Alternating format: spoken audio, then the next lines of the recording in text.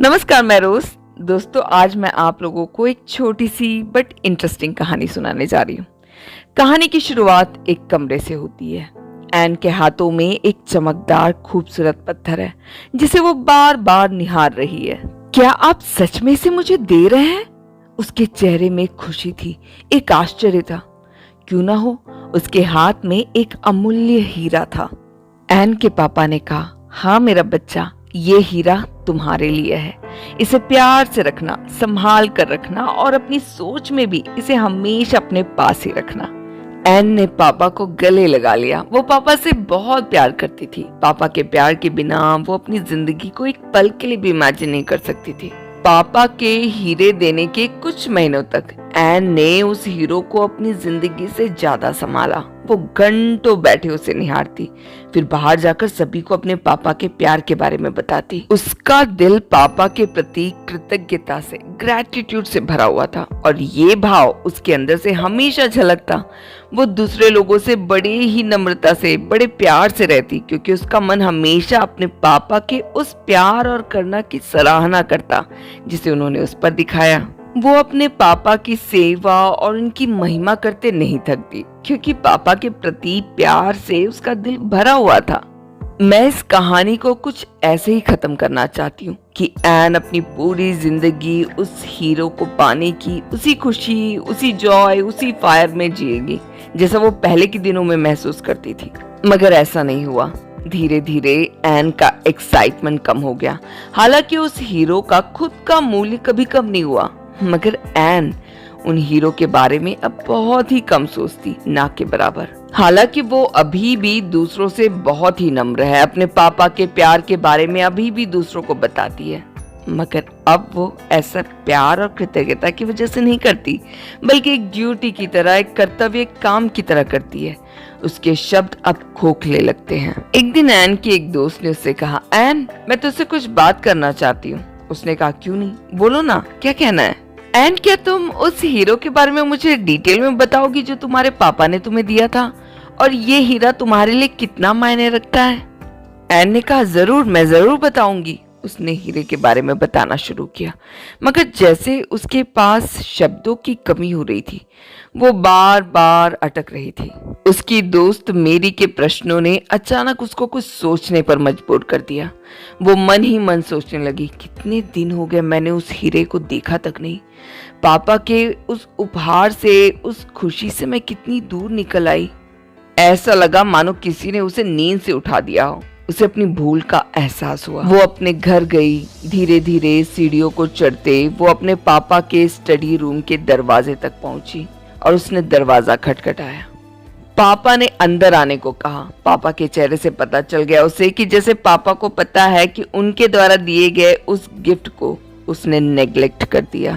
पापा ने एन के चेहरे से आंसू पोंछते हुए कहा, आजा मेरा बच्चा, चलो साथ में उस हीरे को निहारते हैं। दोनों ने मिलकर उस स्पेशल बॉक्स को खोला जिसमें वो हीरा रखा था। एन की आंखों से आंसू बहने लगे। वो फिर उस हीरे की खूबसूरती निहारने लगी। उसका दिल फिर से उसी प्यार और खुशी से भर गया।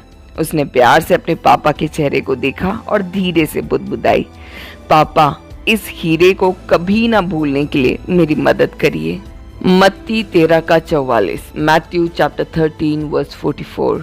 स्वर्ग राज्य खेत में छिपाए गए उस खजाने के समान है जिसे एक व्यक्ति ने पाया और दोबारा छुपा दिया।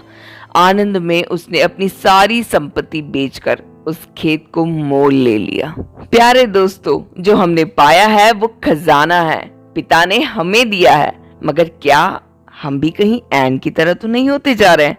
वो प्यार, वो कृतज्ञता, जब पहली बार ये जाना कि प्रभु यीशु मसीह हमारे पापों के लिए मारा गया और वापस जी उठा ताकि हमें नई जिंदगी मिले, जब पहली बार ये सुना, जाना, समझा, तब मन कृतज्ञता और प्यार से कितना भर गया था।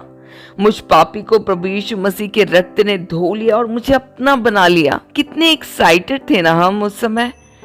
उस समय प्रभु के प्यार में कितने भरे हुए थे। ये प्यार और खुशी बाहर झलकती थी। उनकी महिमा का जबान नहीं थकती थी। मगर क्या अब भी हमारे अंदर वही आग जल रहा है, या समय के साथ हम एन की तरह सिर्फ ड्यूटी कर रहे हैं? हम खोखले शब्दों से किसी के दिल को नहीं छू सकते। पहला कुरिन्थियों 13 का 1 से 3 कहता है, यदि मैं मनुष्य और स्वर्गदूतों की बोलियां बोलूं और प्रेम न रखूं तो मैं ठनठनाता हुआ पीतल और झनझनाती हुई झांझ हूं। और यदि मैं भविष्यवाणी कर सकूं और सब भेदों और सब प्रकार के ज्ञान को समझूं और मुझे यहाँ तक पूरा विश्वास हो कि मैं पहाड़ों को हटा दूं, परंतु प्रेम न रखूं तो मैं कुछ भी नहीं। यदि मैं अपनी संपूर्ण संपत्ति कंगालों को खिला दूं या अपनी देह जलाने के लिए दे दूं और प्रेम न रखूं तो मुझे कुछ भी लाभ नहीं। अगर हम परमेश्वर से प्यार करते हैं तो उनके स्वरूप में बनाए हर एक व्यक्ति से प्यार कर पाएंगे।